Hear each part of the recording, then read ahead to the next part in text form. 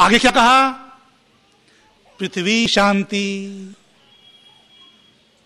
उसके बाद इस शरीर के 3 हिस्से कर लें, इस शरीर के, इस पिंड के 3 हिस्से कर लें। द्युलोक, अंतरिक्ष लोक, ये भी, और पेट का हिस्सा भी, ये अंतरिक्ष लोक है। पेट नीचे का हिस्सा है अंतरिक्ष का, ये ऊपर का हिस्सा है। और इससे नीचे का हिस्सा भूमि, पृथ्वी। हम कहां रहते हैं? इस भूमि पर रहते हैं। और भूमि में जब प्रकंपन होता है, भूकंप आता है, तूफान आता है, तो क्या होता है?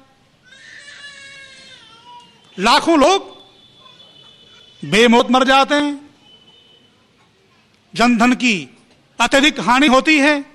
ऋषि कहता है द्युह भी ठीक हो, अंतरिक्ष में भी संतुलन हो, और भूमि में भी संतुलन हो, और हमारा जो शरीर का जो आधार है, ये भू, पैर, इनमें भी संतुलन हो।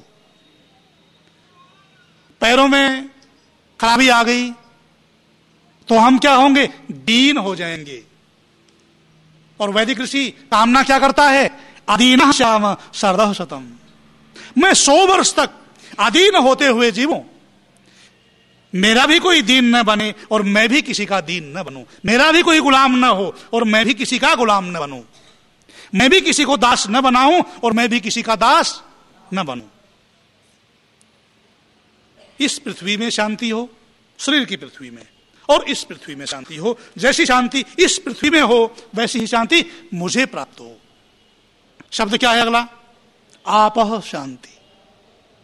जीवन के आधार है ये सब।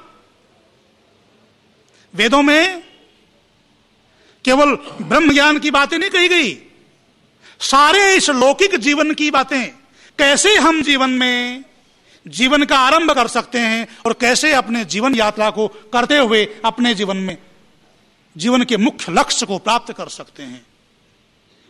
लौकिक जीवन की ही बातें इस वेद मंत्र में हैं। और जीवन के लिए मूलभूत आवश्यकता आधार हो गया। मस्तिष्क भी ठीक है, अंतरिक्ष भी ठीक है, श्वास प्रश्वास सब ठीक है, और पैर भी ठीक हैं, ये भूमि, ये पृथ्वी, ये भी ठीक है। अब उसके बाद हमें जो आवश्यकता पड़ेगी वो क्या पड़ेगी? आपः शांति। जल में भी शांति हो, जल में भी समन्वय हो, और वो समन्वय जल में हो, वैसा ही समन्वय मुझे मिले। जल दूषित हो गया तो क्या व्यक्ति जीवित रह पाएगा? क्या संसार के प्राणी जल दूषित होने के बाद जीवित रह सकते हैं? इसलिए वैदिक ऋषि इसके बाद कामना करता है कि आपः शांति, जल में भी शांति हो, और वो शांति हे प्रभु मुझे भी प्राप्त हो, मुझे भी शांति वाला जल मिले। और क्या? औषधय शांति। जल के बाद जो आवश्यकता है वो क्या है? औषधय अन्नम। अन्न को औषधि कहा है, और जो हम दवाएं लेते हैं उनको भी औषधि कहा जाता है, पर वैदिक भाषा में औषधि अन्न को कहा जाता है। औषधि में अर्थात अन्न में शांति हो, संतुलन हो, और वो शांति मुझे भी प्राप्त हो। अन्न ठीक नहीं होगा, औषधि ठीक नहीं होगा, तो क्या ब्रह्मांड के प्राणी जीवित रह पाएंगे? नहीं ना। और हमारा अन्न ठीक नहीं होगा, हमारा अन्न संतुलित नहीं होगा, कीटनाशक दवाओं से युक्त होगा, तो हम रोगाक्रांत हो जाएंगे। इसीलिए आज जिस बात को वैदिक ऋषि लाखों वर्षों से कहते आ रहे हैं, उसके लिए ऑर्गेनिक फूड की भाषा में आज विदेशी लोग कह रहे हैं। पहले उन्होंने इस धरती को कीटनाशक दवाओं के द्वारा, अन्न को, औषधियों को दूषित किया, वेद के संदेश को नहीं माना।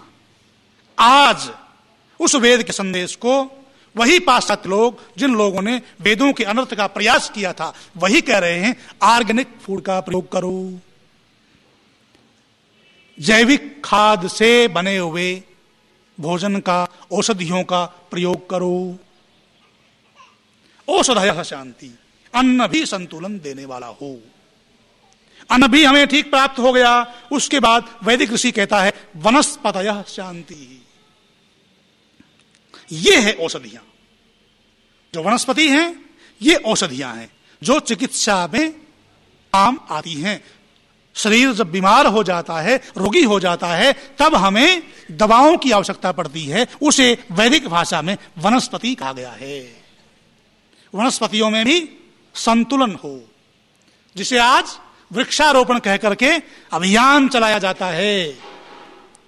वृक्ष भी संतुलित हो, ताकि वो संतुलन मेरे जीवन को भी आगे बढ़ा सके। वनस्पतयः शांति, सामा शांति एधि। जो शांति वनस्पतियों में हो, औषधियों में हो, वो शांति मुझे भी प्राप्त हो। आगे वेद मंत्र क्या कहता है? विश्वे देवाः शांति।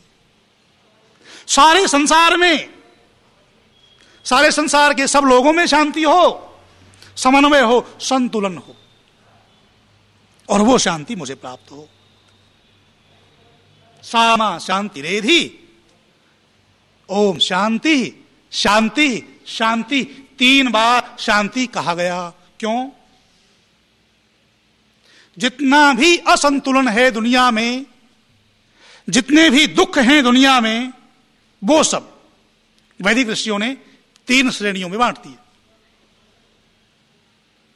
जो भी असंतुलन है, जो भी दुख है, कष्ट है, आतंक की समस्या है, विषमता की समस्या है, वो सब 3 प्रकार की।